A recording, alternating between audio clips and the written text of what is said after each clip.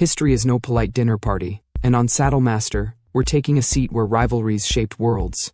Across deserts, mountains, and empires, when cultures clashed, destinies collided. Join us as we trace the fault lines of humanity's greatest showdowns. Why did these conflicts spark? And what remains when the dust settles? In the blistering silence of the Eurasian steppe, a quiet revolution stirred beneath the hooves of wild horses.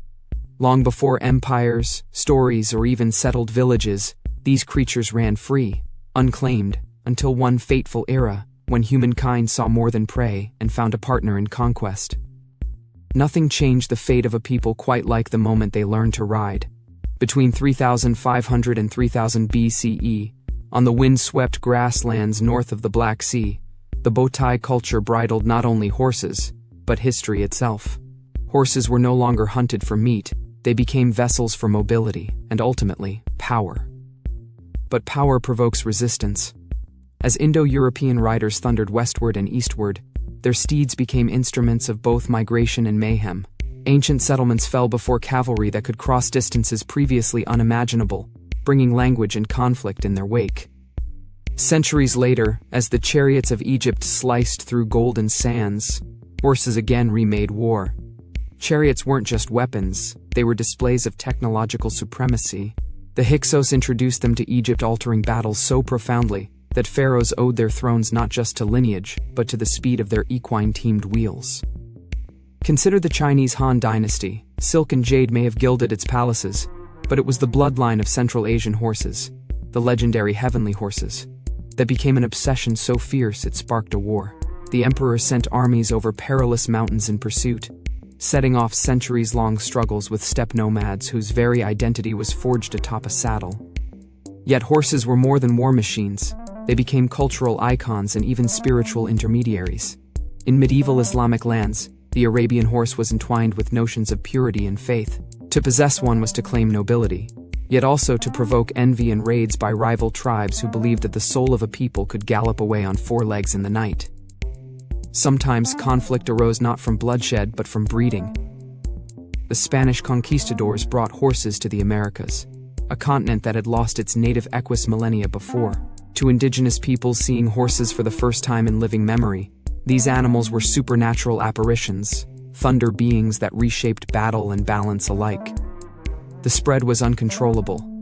Within decades, horses stolen or traded from Spanish settlements transformed native cultures entirely. The Comanche became masters of mounted warfare, turning European invasion back against itself, exploiting horseback mobility to hold vast territories in defiance of colonial powers.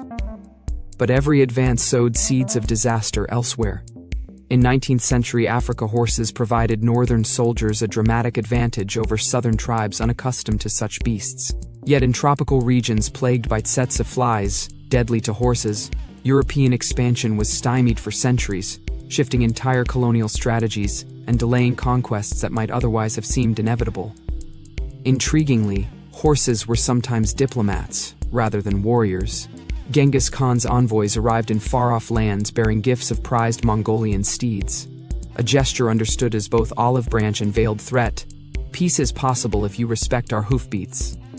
During Japan's Sengoku era, samurai warriors revered their mounts almost as extensions of themselves, yet laws tightly restricted who could ride or own certain breeds. Oda Nobunaga broke these taboos by assembling massive cavalry forces that shattered old orders overnight and dragged Japan into violent unification.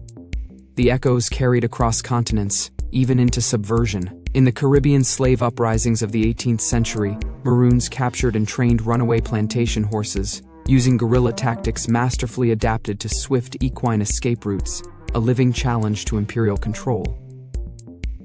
Not all scars healed with time.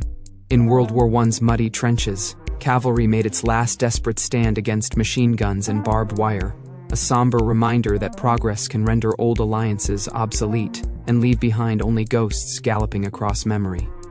Today's wild Mustangs running free in North America are not truly wild but feral descendants of conquistador steeds, living symbols of cycles, conquest birthing conflict, freedom followed by force. Their untamed herds evoke uneasy questions about possession, belonging, and what legacies tumble forward each time hooves strike earth. If you enjoyed riding along with Saddle Master, don't forget to like and subscribe for more horse adventures.